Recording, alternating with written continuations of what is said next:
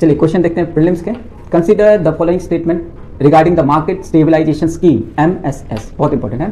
तो MSS was introduced to provide RBI with additional tool to manage surplus liquidity arising from forex inflow, foreign exchange reserve। okay, दूसरा है money raised through the sale of MSS bond is maintained in a separate account with RBI and not available for government expenditure।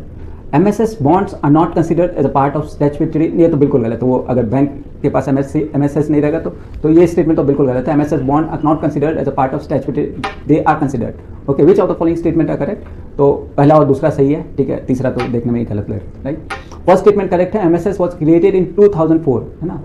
MOU जो बोलते हैं, memorandum of understanding between the RBI and government specifically to sterilise the liquidity generated when the RBI buys foreign currency. Okay, इसका पहला statement सही है। Statement 2 correct है। A unique feature of MSS stabilisation fund is that the proceeds are sequestered in a non interest bearing, मतलब ऐसा नहीं कि deposit है तो इस पर इंटरेस्ट हो, non interest bearing MSS account at the RBI।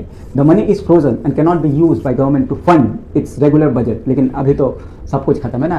आप देख रहे हो कि the RBI has lost its power. Okay, जितना वो पहले भी देते थे गवर्नमेंट को उनकी डिविडेंड, लेकिन have gone many folds. Okay, तो RBI भी खतरे में, अपने रुपए भी खतरे में, आपका अकाउंट भी खतरे में।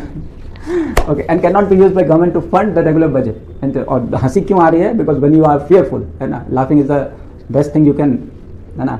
हंस दो तो फिर तो जो भय होता है वो कम हो जाता है।